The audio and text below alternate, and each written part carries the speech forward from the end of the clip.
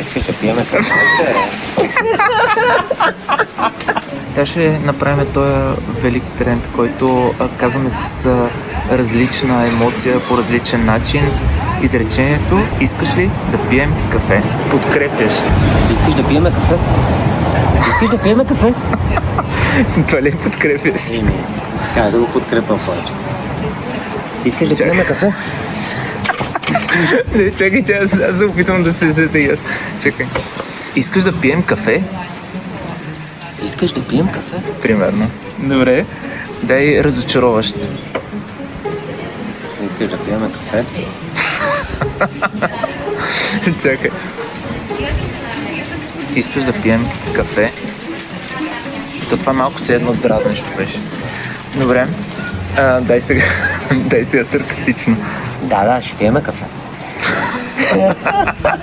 Направо ти повярвах. Искаш да пием кафе? Не, искаш да пием кафе. Добре, дай флиртаджийски. Искаш да пиеме кафе?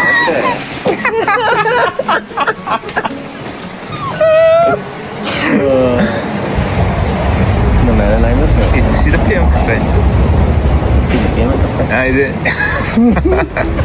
Добре, дай сега искрено. Искаш да пием кафе? Искаш да пием кафе? Дай тъжно. Тъжно, на мен не ми отива тъжно. И просто се отказва да направиш. Искаш да пием кафе?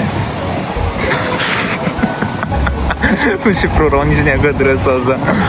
Айде сега последно ядосано. Искаш кафе да пием? Давай ядосано. Искаш да пиеме кафе? Искаш да пием кафе? Пийте кафе. Спокойно. Предозирали сме с кафето, тале. Пийте кафе, да. Ние сме вече на пето кафе. Лека нощ. И приятно се.